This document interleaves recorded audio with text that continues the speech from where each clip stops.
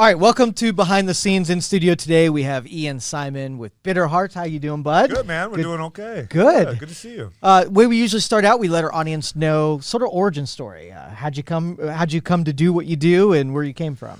Well, I guess that is a story.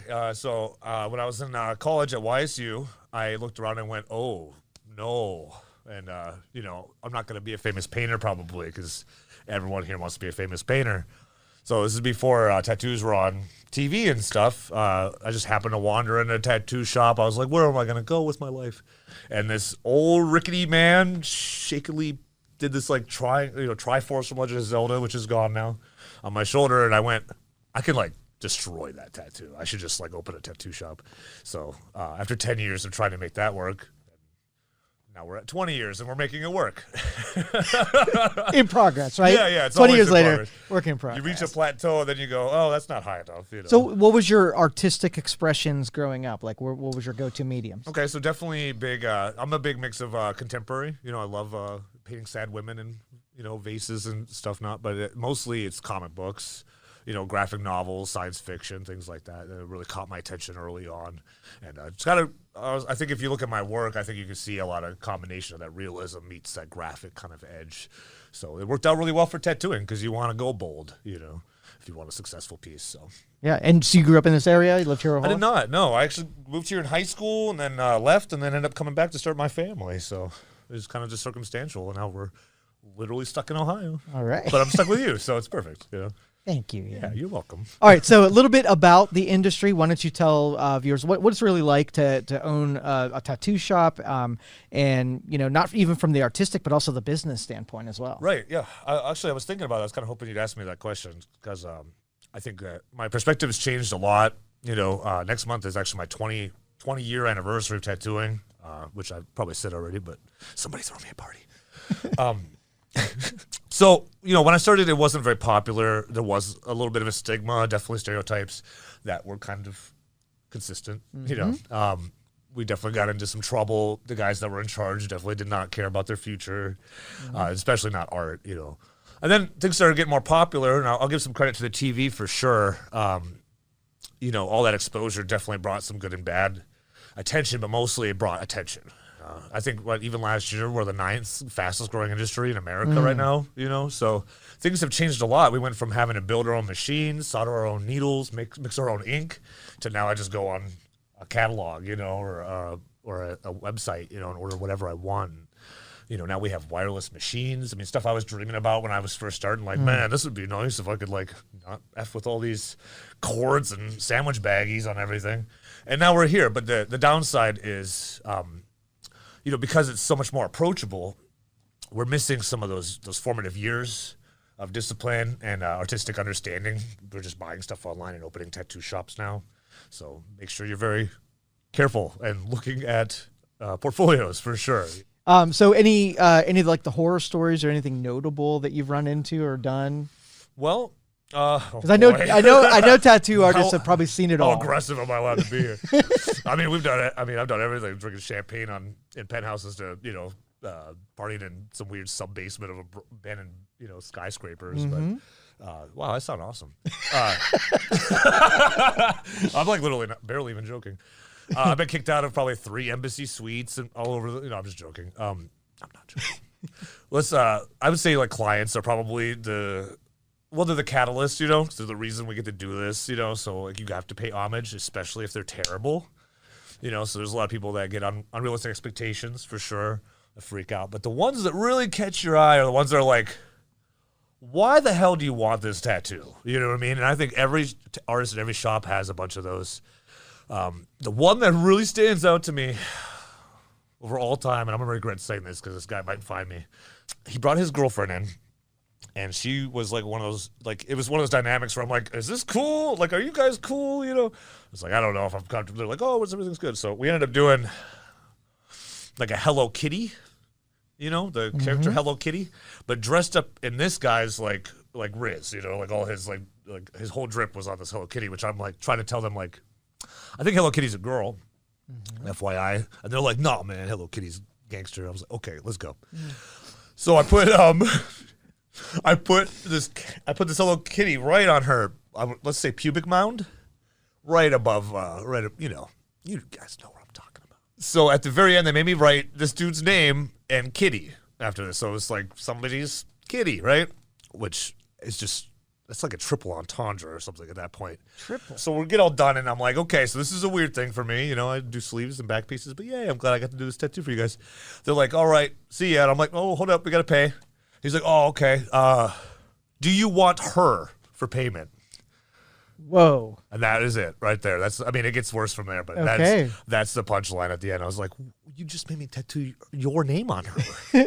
And also, like, she was consenting. I mean, honestly, I'm not going to tattoo somebody that's not with it, but that was still, to this day, it still rubs me so wrong. It's like, So let's role play here. Yeah. I come in, I want to get a full face Pikachu on. Now, you got to make sure that I want that, right? Yeah. Because well, also 20 years now, so I care a little bit less about rooting your life now. Okay, Because right. after 20 years of, I'd like to say, like, you pick up a little bit of, like, pretend sociopath, I guess. Okay. Because, like, your tears can't stop me. Okay. All right. Yeah. A full face Pikachu, first off. Yeah. So what are you gonna? How are you gonna ask? First off, do I'm you just really gonna. want Well, this? I'm gonna laugh right in your Okay, face. Okay. right. But mostly because you're not gonna understand that yellow is a temperamental tone, especially with, like, our paleness. It's gonna be an issue. So I'm gonna look jaundice, is what you're saying. Yeah. You'll definitely, like, they're gonna be, like, scanning you extra at the airport. right.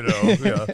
Yeah. Also, like, obviously, there's the whole, like, do we want to destroy this person's life? Do we want to help this person? We'll be the catalyst. Yes, I'm taking money and providing a service. A lot of shops will kind of mix and match, like, what they're comfortable with. So, Okay. if you don't like our answer, you go down the street because those guys are hungrier, or Right. these guys are even fancier. Maybe see what they want.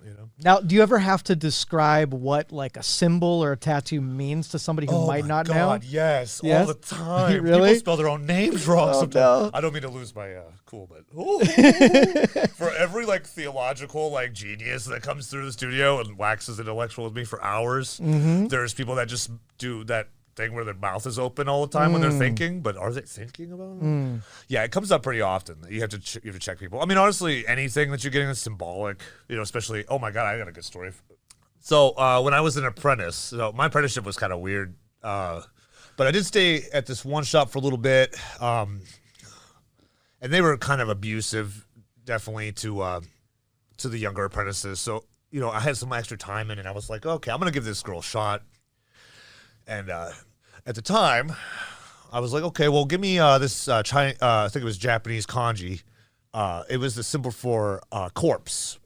And I was like, okay, that's cool. I like that. I'm like 22 maybe, I was like, that's perfect, So flash forward 15 years later, and I can't remember what we're doing. We're doing something, we're sitting around, and I had shorts on, and a guy who read Japanese kanji, he said, are you a farmer? I'm like, what? What do you mean, am I a farmer? What about me? Like, I'm definitely like a trashy city boy, bro. I was like, I don't know what you're after. And he's like, well, why do you have the symbol for crops on your ankle? And I went, what? One letter? They were so close. Like, what? Really, what? But yeah, I mean, people like that story, but it's very serious because, I mean, even, it's 20 years ago, we didn't have internet access. Yeah, Google Translator is probably your friend now, right? Yeah, well, now it's like, I'm not checking the spelling of that. That's on you. Sign right here that you verified. I mean, I'll that. take smaller stuff, but I'm definitely more into, like, portraits and, like, more visual stuff than, like, lettering, so I don't have to cross that bridge. But we do have, like, a lettering guy usually at the shop, and everyone does. Everyone's pretty good at everything, but it just happens. You have to pay attention. And the clients are excited, and I call it tattoo drunk. Because once they get in the chair, it's like all common sense is kind of gone. They're just here for the experience. This episode was brought to you by Youngstown Computer, the Valley's technology company. We appreciate the loyalty and all you have shown us over the years, and it's our promise to serve all the technology needs of the Valley. Call 330-259-7278. We have both home and business services available. Everything from repair, installations, and new equipment. You can improve your Wi-Fi and have technology serve you better. Call 330-259-7278. Or you can schedule your appointment right now on youngstowncomputer.com and look for the red Book Now button. All right, so let's talk about the services that you guys offer. Sure. What you guys do. I'm assuming you do some some jewelry, some. We have a piercing. We have a piercer and a piercing apprentice. They're always there. Nick's been what's he been piercing for 15 years now? He's been with me almost the whole time since I opened Better Hearts. So he's pretty fantastic, and we try to keep the jewelry moving or whatever. But most of the time, I would just do walk-in piercings. I mean, it's pretty chill. Okay. Nick is a very chill dude. Come in and get that very calm piercing without the psycho metal, overwhelming stuff that you might get at another studio. On top of that, we have 5 tattoo artists. They're all thirsty, and they're all good at what they do. Everyone kind of specializes a little bit, but we teach a really full, rounded curriculum, when we're showing everybody. So they're kind of capable of whatever you want. All right, we're going to do our walkthrough here. Okay. If you see something notable, go ahead and talk about it. Don't feel like you got to narrate things. I the might whole just thing. do it accidentally. So. All right. Yeah, so here's the front of the building. Mural done by? Murals, all the outside's done by me. Okay. We're obviously in transition at that first piece there that you saw. And I'm a terrible landscaper. But I can draw pictures. Pretty pictures. Yeah. So there's some duality for you there. Yeah, there's more paintings. I did that as a finger painting. If you like art, there's definitely too much to look at. Yeah. 20 years of professional career, and if you look real high, you'll see the stuff I did before that. Oh, no. Are you guys open for the tipsy bar crowd, by the way? No. Later at night? No? Well, it's one of those things that kind of, I try to raise these guys to take themselves more seriously without, maybe like killing themselves to like appease everyone, So yeah, if they want to leave, if they got something else they want to do, it's fine. We used to stay open for the drunks and, just get the apprentices fed, and it's not worth it, Biggest mistakes are probably made in that time frame. It's not even so much because even if you could go full, like just whatever, I don't care, take the money. It's still like they're drunk. Right. These couches are pretty fancy. Yeah. We have a style. I'm not sure what it is. A lot of 70s. Well, the Midwest is great for plundering, weird stuff from the 70s that nobody wants. I'm like, Yeah. I'm that guy. Oh, yeah, there's some old work there. Jeez. So, yeah, I could do Hello Kitties, but I could do that, too. Oh, yeah. Whatever look at you're that. into there. I get nostalgic. I don't look at my own portfolio. Really? I'm like, Do you get overcritical of your own work? Yeah, it's Yeah. pretty much what I do all night, I stopped drinking years ago and, just just try to be a dad and hang out, but after they go to bed, I'm like, what do I do? I'll just look at my work and critique myself. I guess if it makes you better, but That or, schizophrenic, it's fine. yeah, it drives you mad. Cool, yeah. That's, The realism is thanks, up there, man. Appreciate it. Yeah, Yeah. we're pushing the boundary. It's kind of weird to think about. Some of those pieces even are done pre-rotary, which is like the newer machines that most people are going to be familiar with. Some of these I literally just had to, make my own machine and compress the needles myself and just figure it out. A lot of these are just done, Is it that the resolution has gotten better, the smallness of the needles? Oh man! So I would say I don't want to give away too many secrets now because Right. like that's what I don't charge for apprenticeships, but that's what you do it for. Basically, like an old coil machine, those ones that are the whole time. They're very good at saturating, very simple, very bold, very clean line work and whatnot. But when you have a rotary machine, basically you're just getting a smoother hit and a smoother exit from the skin. Okay, so you're not doing nearly as much surface trauma. So that means number one, you're going to have a higher rate of fade out, or desaturation if you're not careful. But you're going to be able to do more elaborate layers in your work. But yeah, some of these like these like the katana from Mortal Kombat and stuff, being able to get those transitions, have color and get it healed right. The machines have come a long way, and the needles too. Now we're getting surgical precision.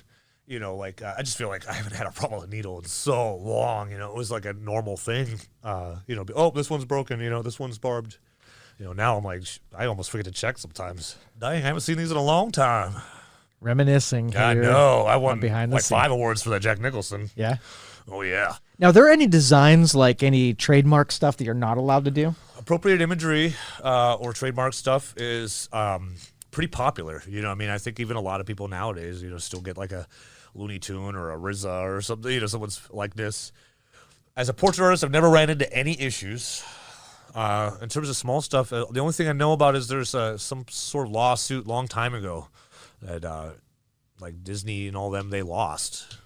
So I don't know what they're thinking about now, but we're still, come and get your Mickey Mouse. I don't got to pay extra for that. Yeah. And you don't put the watermark in across the photo, right? I mean, oh my God, have you seen the one where like the nipple? Where it's like this dude did a whole Joker chest panel, and then another guy copied it onto another dude's arm, and he tattooed the nipple from the picture out. I mean, once a year it comes up on my timeline. I'm like, this is why I have social media. This is literally what it is. Get some merch. Yeah, we probably got a bunch of swag coming here this winter or whatever. Okay. We haven't updated in a while. We were kind of cleaning house for a little bit, kind of moving stuff around a few years ago. Switched out some employees and. Now, seeing that arm down there, is there an analog that you practice on that's skin-like?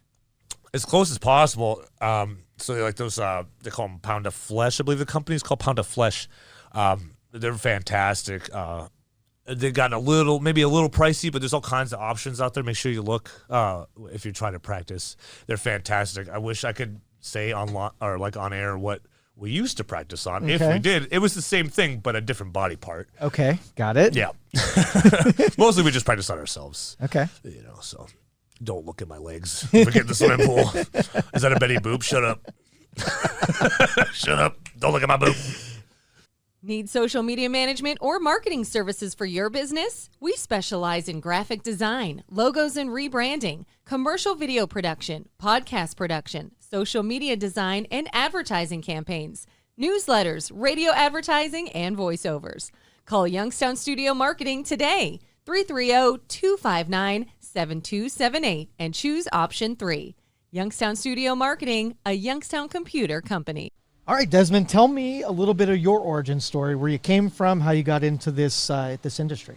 Okay, so I was born in Youngstown, born and raised. Always had like a passion for art. I went to YSU for a little while as well for art, but it just didn't work out for me. It was my fault. And I've just been working around town. I was working at Hubbard Music before too, and I've known this guy for a long time. We can't figure out when we met, but we just known each other for so long, and have had all these mutual friends and stuff. And he was in the music store the one day, and he's like, it was a couple times, but he's like, come, hang out, let's do some art, I see your stuff, I've always liked your art, whatever, which is a huge compliment for me, because I've always liked his. So, we just linked up. I started my apprenticeship 2020. So what's your specialty with Bitter Hearts? My specialty is new school tattoos, anime, anything that's more on the illustrative side. I definitely I'm kind of trying to take under Ian's wing with the graphic realism that he does, because I have a passion for doing portraits and more contemporary stuff as well. But I'm more on my forefront. It's more cartooning, illustration, that type of stuff. And you're picking up a lot of technique from Ian? Yeah, absolutely. Honestly, my art has come miles in the past 3 years here, and having the opportunity to be around all these different artists who they're not just doing the same exact thing as me, and they're not doing things that are completely different. We all kind of link up at some point in time. Get that kind of reassurance that you need sometimes as a growing artist. All right, so tell me a little bit. I'm sure you have some horror stories as well, so give me some cautionary tales from your perspective. Okay, so pretty much any time that you get into this and somebody asks for a name, just ask them a million times how much they want that name. Sometimes I've tattooed people's names, and it's well, I'm getting my husband's name. Okay, cool. You guys already got 15 years down the drain altogether. It doesn't matter how many years you're married there. So I'm way more willing for that. But then I've tattooed people and give them the whole rundown. They get the tattoo, and then next thing you know, they're all upset about it because something went wrong with the relationship. Well, you I'm did like, say down the drain, so we already Yeah. kind of knew that So- going into. So I'm like, well, you can't come to me for that. Like, you made that choice to, like, dedicate your, a part of your body to this person in the form of getting them tattooed on you. Like, get a symbol, like a keychain or a little paw or something like that. You guys like eating ice cream together, get Handel's name on you. Like, that's Handel's won't do you wrong. So if the public wants to come see your stuff, how do they get a hold of you and book with you and whatnot? The best way is to stop into the shop. That way we can talk face to face. But then there's Instagram. My Instagram is Imiko Art. It's IMIKOART. You can message me anytime on there. The same thing with the Gmail. It's amikoart at Gmail. So, but mostly, Instagram's the best way. We do have our Facebook page. Like, you can message us on there. We have a secretary, so she'll pass along to any of us any information, or she'll see something that fits one of us more, and she'll link that to us directly. And there's Nick, our body piercer, in there, and his young apprentice. Cool. They get names after that. I start making money off them. I'm just joking. That's Mackenzie. Kai's in the back. He doesn't want to be on air. He's our anti-government cutie boy. Okay. He does really good graffiti. And I like that your industry has apprenticeships, because I guess that's the real way to earn into it. Yeah, I think it's so we looked at it back in the day. We looked at it as a trade, like a trade industry, like electrical, but that's what you do. When you're apprenticing, you learn those subtle little things that maybe I forgot about when I was writing the packet. What about this? This guy's skin grade is weird. What do I do about this? That's why you do a trade, because there's literally 20 years of information. I can't convey that in a weekend. You know what I mean? Spend some years with me, ride with me, and hopefully pick up as much of my tricks and utilize that for yourself. We don't try to bully anyone. A big thing with us is literally, letting them express themselves within the constraints of like what's doable and what's legal. Mm-hmm. But yeah, I think letting them all kind of find their own voice is really important to me, because I didn't have that so much when I was coming up, and I couldn't imagine where I'd be at if I had someone be like, hey, I really like your style, like try it like this. That would have been huge at the time. So, and you get to hand down somewhat of a legacy. Even though they got their own style on it, there's still a seed of you. Yeah. Oh, and there's my daughter's office. We're gonna look at that. Okay. They won't. Well, you met Ellie. Yeah. They're wild, and she spent some time with you, I'm assuming. They grew up at the shop. They grew up right there next to me. There's some proof right there. Yeah, that's truly like, we're looking at all this right here. That's I don't want to get emotional or nothing, but it's all for them, man. I don't know if I would have been anybody without those eyes looking up at me with all that hope, and and now they draw better than me, so damn it. Been eclipsed. Yeah. Well, I mean, it's what you want, but it's like, wow, really? Like 12? I thought I'd like make it to like 16 or something.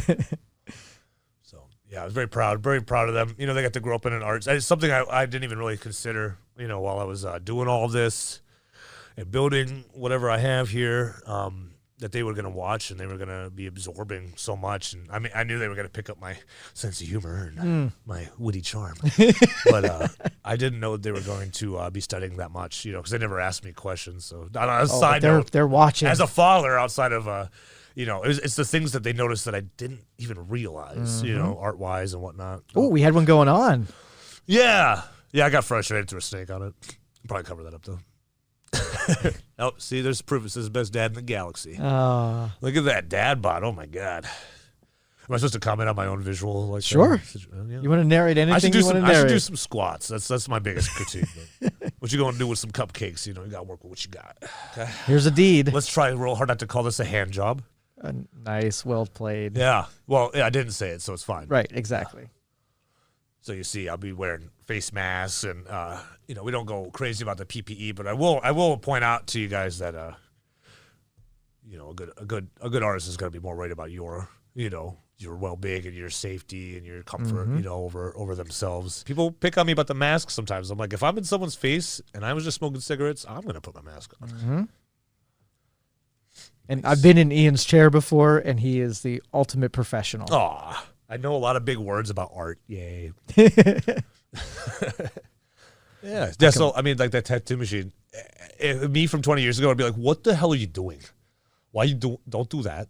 That Sharpie's too fat. Why is that working?" We were really dreaming about this. I remember the old guys being like, "That's never gonna happen. You know, never. That'll never happen. They've been trying since the 80s. You know." And you spend hours with your clients, so you get to know them pretty well by the end of the piece, right? Unfortunately, they get to know me too. So just make sure you do research. I will not. I'm not going to censor much, but if we could get silly, it's okay. Yeah, it's kind of like the best part, especially with doing. I guess I'm kind of all over the board, but one of the things that happens a lot is I end up doing memorial or tribute pieces for people while they're grieving. I love doing portraits and faces, and that comes with a lot of grieving, for people, and they want to do a portrait or something for their loved ones. And every tattoo and every client has some fun and some stories. We could go on for hours. I mean, I've honestly thought about doing a show like this with like my clients every day. I mean, me and Desmond are working on a podcast right now, but who knows what is going to happen, I mean, the stories that people and the honesty that comes out of them when they're under duress and those endorphins are pumping. I'm like, I would want to take advantage of that, but but those ones that are grieving, man, you go home and you're just like, I think I might actually help somebody, like, wow, like actually help somebody get through that. There's definitely a lot of tears at the end of some of those really important ones. And then, you got just a random hand job sometimes that's perfect, That's a trademark. All right. So why don't you tell people if they want to get a hold of you, they want to come see your work, give you all the information. So, we don't have a website or anything right now because we're, just kind of doing social media. So find us on Instagram or Facebook, Bitter Hearts Tattoo. You can look us up individually if you want. I'm Ian Simon 3000. I'm really only on Instagram, so hit me up there. You can DM me anytime. Otherwise, bitterheartstattoo@gmail.com.